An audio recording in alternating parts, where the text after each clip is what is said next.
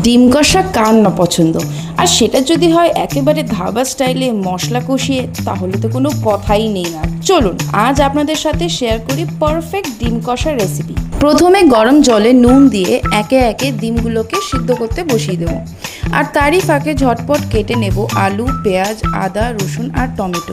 আদা, পেঁয়াজ, রসুন আর টমেটোর পেস্ট হবে লঙ্কা। এরপর কড়াইতে তেল গরম করে প্রথমে আলুগুলো লালচে করে ভেজে তুলে নিতে হবে, আর তারপর নুন আর হলুদ মাখিয়ে রাখা ডিমগুলোকেও তেলের মধ্যে ছেড়ে সুন্দর সোনালি রং করে ভেজে আলাদা করে রাখতে হবে। এবার ওই তেলেই ফোড়ন দিলাম জিরে আর গোটা গরম মশলা, মানে লবঙ্গ, এলাচি আর দারচিনি।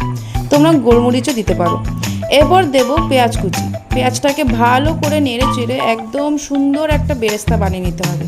বেরেস্তাটার ওপরেই দিয়ে দেবো আদা, রসুন আর টমেটো লঙ্কা বাটা। ব্যাস, এবার আসল কাজ, ভালো করে মশলাটাকে কষাতে হবে যতক্ষণ না তেল ছাড়ছে। কষানো যখন প্রায় শেষের দিকে, তখন এতে দিয়ে দেবো ফ্যাটানো টক দই, জিরের গুঁড়ো আর গরম মশলার গুঁড়ো। এটা আমি আলাদা করে একটা বাটিতে গরম জল দিয়ে মিশিয়ে তারপরে দিয়েছিলাম। মশলার সাথে এইগুলো মিশে যাওয়ার পর গ্রেভির টেক্সচারটা জাস্ট অসাধারণ আসে। সবশেষে দিয়ে দেবো ভেজে রাখা আলু আর ডিমগুলো। মশলার সাথে ডিম আর আলুগুলো খুব ভালো করে মাখিয়ে কষে নিতে হবে, আর আমাদের লোভনীয় ডিম কষা রেডি। রেসিপি ভালো লাগলে লাইক, ফলো অ্যান্ড শেয়ার।